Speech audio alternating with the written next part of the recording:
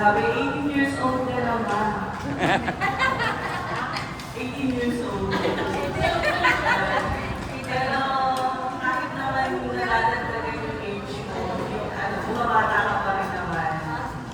Lalo na sa mga sa activities mo. And syempre, I just want to take this opportunity to thank yung mga lola guests. Kasi syempre si mama mag-isa lang na, no? So, na-appreciate ko po talaga kayo na meron kasama si mama natin.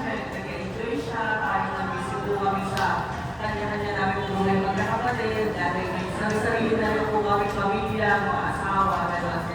So, I'm very happy po na nakahanap siya ng grupo na kasamahan niya, magbibigay sa kanya ng inspiration, and yung na-enjoy niya pa rin po yung life niya, kung ano po yung ginagawa niya. And pasasya na rin po ako palagi po siyang overload sa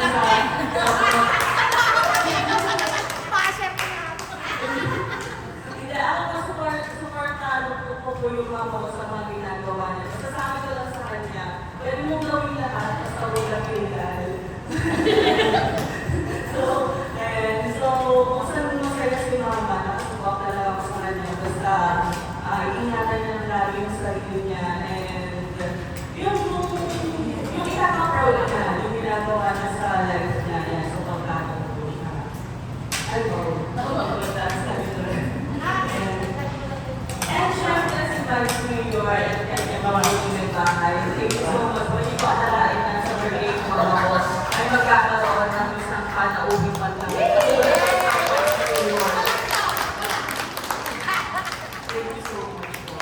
And syempre naman sa akin kami ng pangalan ng Malita at ang aking nanay, syempre ang aking kawala. Thank you so much dahil lalo ko kasama si Mama. Salamat pa. Sana po ay marami kayo masaya. Tanungin na lang po natin yung next time kung sponsor ng Lola Let's Outfit. Thank